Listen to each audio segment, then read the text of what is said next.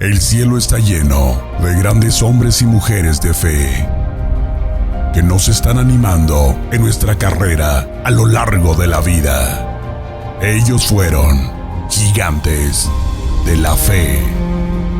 Todas esas personas están a nuestro alrededor como testigos.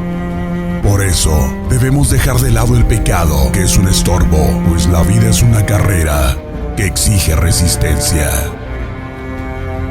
Podemos recibir inspiración, sabiduría y fortaleza de quienes fueron antes de nosotros. Si estuvieran corriendo a tu lado, ¿cómo te explicarían con pocas palabras la lección más importante que aprendieron en su propia vida? ¿Qué palabras de sabiduría usarían para animarte y fortalecerte? Corriendo con los gigantes.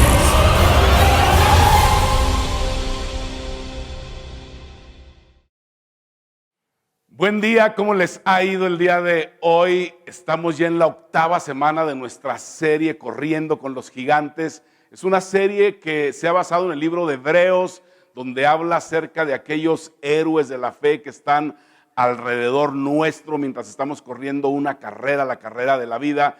Y hemos tomado una lección de cada uno de esos personajes como Noé, Moisés, José, Esther, recuerdan, Sansón, Nehemías, Rebeca, y quizá te preguntas igual que yo el día de hoy, ¿quién será nuestro personaje?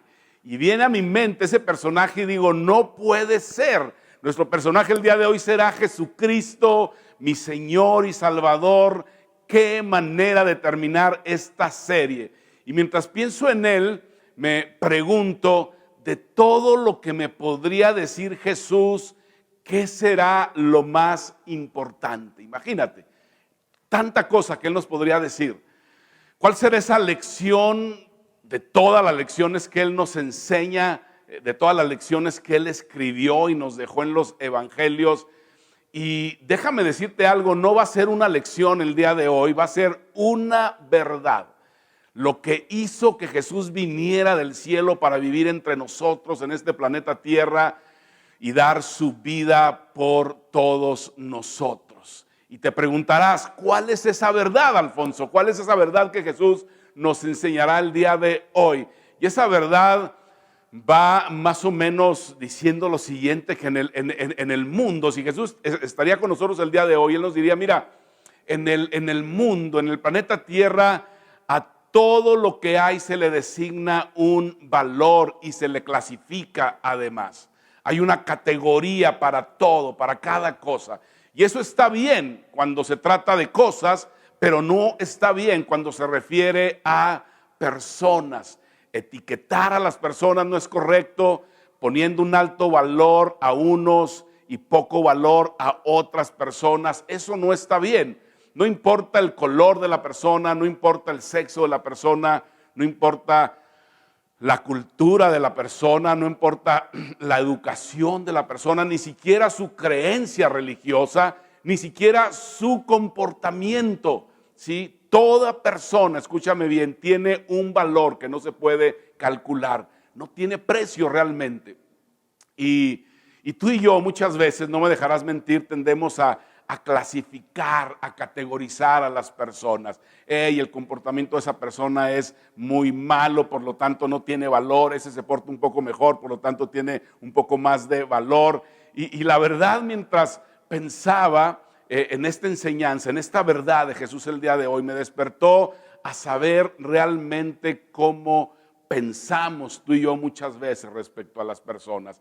Y la verdad que hoy Jesús nos enseñará es la siguiente, anótala por favor, quiero que estés pendiente ahí. Toda persona, escúchame bien, si toda persona es importante, ponle ahí abajo importante, toda persona es importante y valiosa. Los amo a todos, diría Jesús, y quiero que mi iglesia sea como yo. Esa es la verdad que nos enseñaría Jesús. Y mientras estaba pensando en esta verdad, pensé en un texto de la Biblia que es muy, pero muy conocido por muchas personas. Quizá tú que me escuchas el día de hoy, me estás viendo, no lo has escuchado, lo escucharás por primera vez. Este texto está en Juan 3, capítulo 16, verso 16, perdón.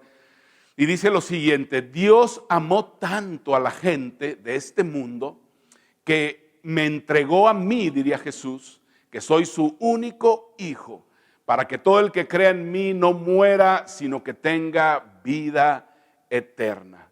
Hey, cuando yo leo este texto pienso, Jesús vivió realmente reflejando ese amor por las personas. Y Él quiere que tú y yo hagamos lo mismo. Él quiere que su iglesia haga lo mismo también con las personas. El ser humano, quiero que sepas, fue diseñado para ser valorado. Tú y yo fuimos diseñados para ser valorados, valoradas, para ser amados, amadas. Y cuando las personas se sienten valoradas, se sienten abrazadas en un lugar, quieren estar ahí, no quieren salir de ese lugar. Y lo mismo sucede con su iglesia, lo que conocemos el día de hoy como su iglesia. Si se sienten valorados, valoradas en ese lugar, entonces van a seguir a Jesús. Y mientras pensaba y meditaba en esto que te estoy comentando hoy, esta mañana, pensé en una historia del Nuevo Testamento. Y de alguna manera nos daremos cuenta de cómo Jesús quiere que sea la iglesia a través de esta historia. Esta historia está en Juan capítulo 8, del verso 2 al 11. Quiero que escuches esta lectura, por favor.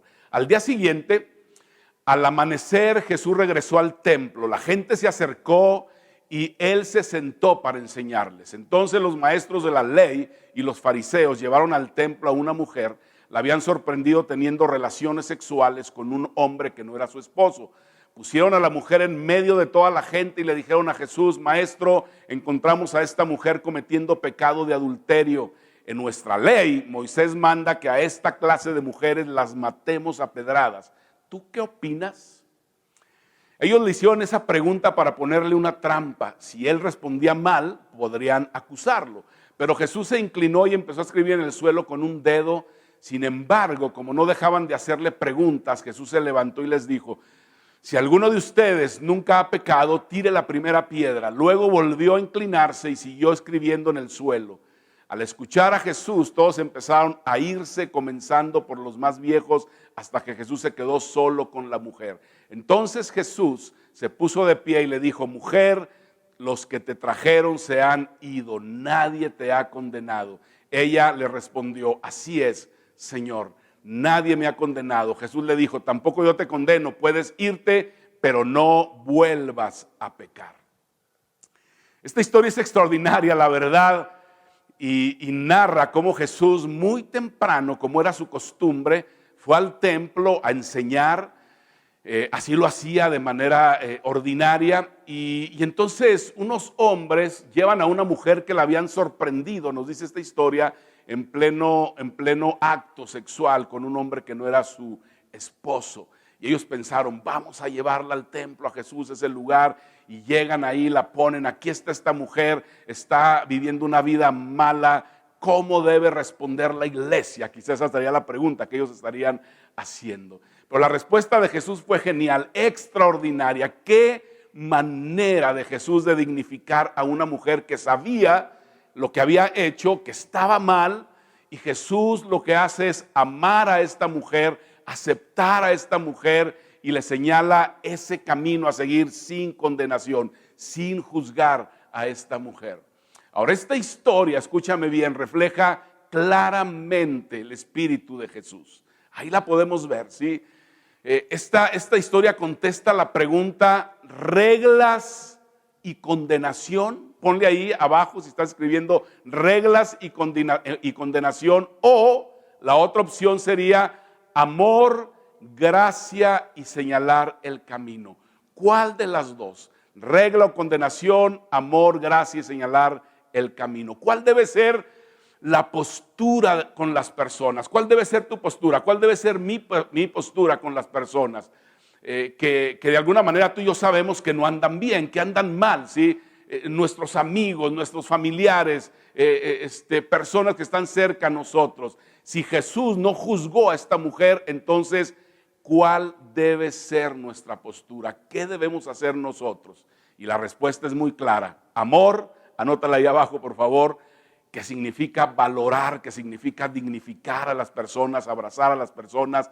Aceptación, apúntalo ahí abajo, aceptar, y es una aceptación sin prejuicio. Y número 3, señalar el camino a la persona. Es por aquí. Jesús nos dice que es por este lugar. Él es el camino además. Ahora, cuando escucho de Jesús, yo creo que a Jesús le costó más romper en su época con el status quo de la religión, de lo que era conocida como la iglesia en ese tiempo, porque era un ambiente religioso cargado de presión. Los religiosos querían que la gente se conformara a sus reglas, a sus ritos, a su manera de vivir, que hicieran lo que ellos decían que tenía que hacer las personas, y si no lo hacían entonces lo señalaban. Este es culpable, ese está bien, ese está mal y yo estoy bien. Y Jesús dijo, cuando vio toda esa manera, Él dijo, no debe ser así. Ese no es el espíritu de nuestro Padre Celestial. El Padre Celestial abraza a todas las personas, ama a todas las personas. Por eso me mandó a mí, diría Jesús. Entonces Jesús tuvo que romper la presión de la iglesia tradicional en ese tiempo para amar a todas las personas. Ponle ahí, amar a todos. Y para poder llegar a todas las personas sin distinción. De tal manera que entonces para poder ir corriendo tras el Espíritu de Jesús, comportarnos como Él lo hizo, tenemos que resistir esa tendencia que tiene el ser humano de juzgar a otros, de clasificar a las personas, de categorizar a las personas, de querer decirle a la gente lo que no está bien y decirle, tú tienes que cambiar y tú tienes que hacer esto y lo otro y aquello y aquello. Él dijo, no es por ahí, ¿sí? No continúes ese camino, no es por ahí. Quiero que recuerdes conmigo otra historia que nos puede dejar ver ese espíritu de Jesús en lo que te estoy hablando hoy, esta mañana. Y habla de un hombre que está en una mesa de recaudación de impuestos. Estos recaudadores de impuestos, déjame decirte, eran personas traidores a la cultura judía, aliados de los romanos, ladrones, además por cobrar más impuestos de los que tenían que cobrar, eran los peores, escúchame bien. Y Jesús se encuentra con uno de ellos. Ese uno de ellos, tú lo conoces, tiene un evangelio en la Biblia, en el Nuevo Testamento, se llamó Mateo. Acompáñame a ver cómo es que Mateo se relacionó con Jesús. Capítulo 9 de Mateo, verso 9 al 13, dice, cuando Jesús salió de allí, vio a un hombre llamado Mateo que estaba sentado cobrando impuestos para el gobierno de Roma. Entonces Jesús le dijo, sígueme. Mateo se levantó y lo siguió. Ese mismo día Jesús y sus discípulos fueron a comer a casa de Mateo. Allí también estaban comiendo otros cobradores de impuestos y gente de mala fama. Fíjate bien, de mala fama. Cuando algunos fariseos vieron a toda esa gente, les preguntaron a los discípulos, ¿por qué su maestro come con cobradores de impuestos y con pecadores? Jesús oyó lo que decían los fariseos y les dijo, los que necesitan del médico son los enfermos, no los que están sanos. Mejor vayan y traten de averiguar lo que Dios quiso decir con estas palabras. Prefiero que sean compasivos con la gente y no que me traigan ofrendas. Yo vine a invitar a los pecadores para que sean mis discípulos, no a los que se creen buenos. Entonces, cuando yo pienso en esta mujer que fue encontrada en pleno acto de adulterio, que Jesús además dignificó de una manera extraordinaria, cuando yo pienso en Mateo, este cobrador de impuestos, y cuando pienso en la manera que Jesús resistió a la iglesia tradicional en ese tiempo para poder reflejar el amor del Padre Celestial, en pocas palabras yo resumo todo de la siguiente manera. Yo y los míos estamos aquí para las personas. Eso diría Jesús, para amar a la gente sin prejuicio, para amarlos, para abrazarlos, para valorarlos, para dignificar a las personas, para aceptar a la gente sin prejuicio y para señalarles el camino. Jesús es el camino. Las personas el día de hoy siempre quieren de alguna manera que la iglesia sea limpia, que la iglesia sea inmaculada, estructurada, que la iglesia sea capaz de ser controlada. Pero sabes una cosa, la verdad es que la iglesia es la expresión del amor del Padre Celestial. Y es más bien la iglesia, yo me la imagino como un hospital para enfermos, ¿sí? Un lugar donde se abraza a todos los que cruzan las puertas del templo de la iglesia. Y eso crea algo de caos, ¿sí? Porque, ¿sabes por qué? Porque tratamos con personas. Quiero que veas un video enseguida.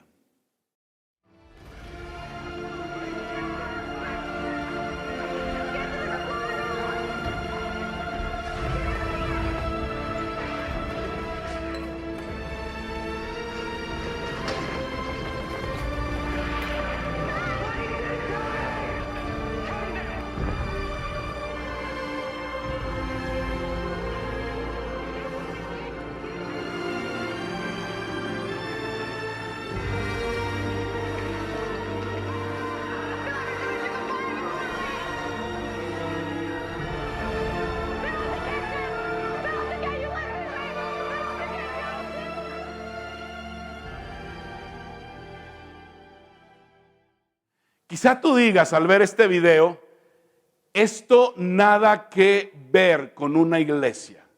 Jesús dijo, yo vine por los enfermos. Quizá piensas en la iglesia de una manera diferente y piensas, bueno, no, yo la verdad veo la iglesia, llegan, son personas que se visten muy bien, llegan bien bañaditos, con buena ropa, una sonrisa, un buen carro, entran, se saludan unos a otros y le preguntas cómo estás y dicen todo está bien. Hey, quizás solamente estamos viendo la fachada de esa persona, pero no vemos más allá de la persona. La verdad es que una iglesia es como un hospital. Se genera caos, gente corriendo para todos lados, movilizándose. Gente que por dentro, por fuera los puedes ver bien, pero por dentro están sangrando. Hay heridas en su alma, en su corazón. Su alma está sufriendo, aunque no lo podamos ver por fuera, externamente. Pero esa es la realidad.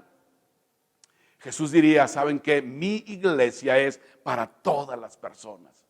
Y cuando llegan a mi iglesia se les ayuda.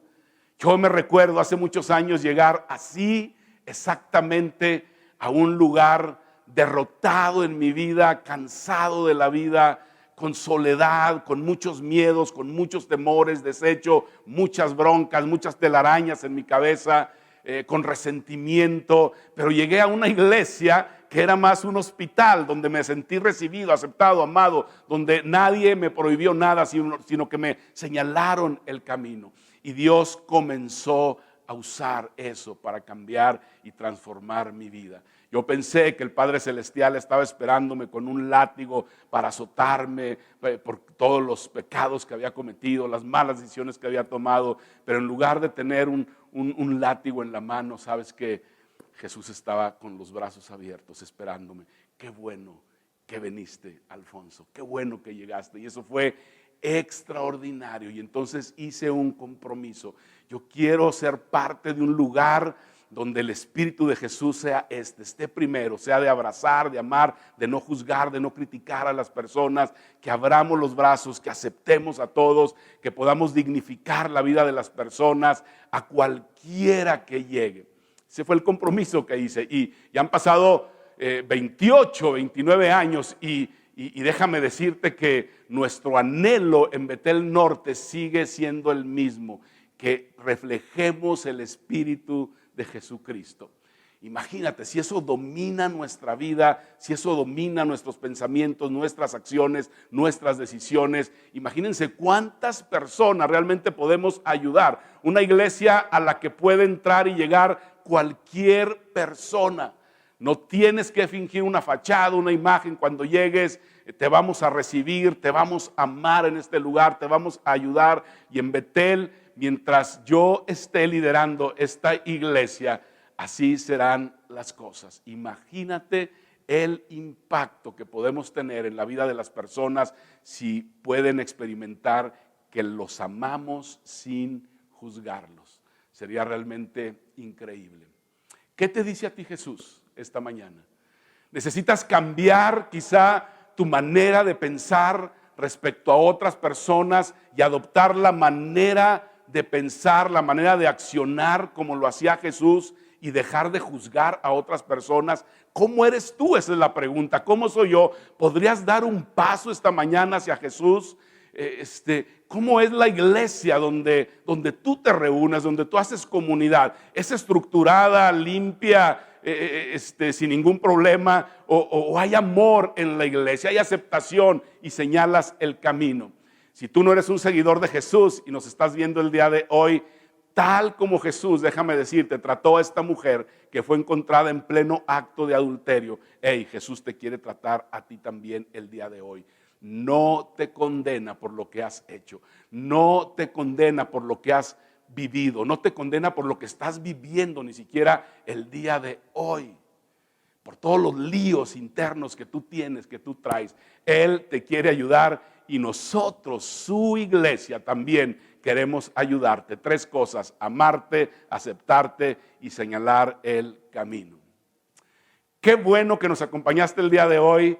Te esperamos la próxima semana, el próximo domingo, no te lo puedes perder. Gracias. Gracias por conectarte con nosotros. Te esperamos el próximo domingo. Recuerda seguirnos en todas nuestras redes sociales para que estés al tanto de los mensajes y eventos que tenemos especialmente para ti. Dar es nuestro estilo de vida y gracias a tu generosidad es posible hacer todo lo que hacemos y apoyar a los distintos misioneros para que el mensaje de esperanza y salvación llegue a cada rincón del mundo. Betel Norte, donde todos somos familia.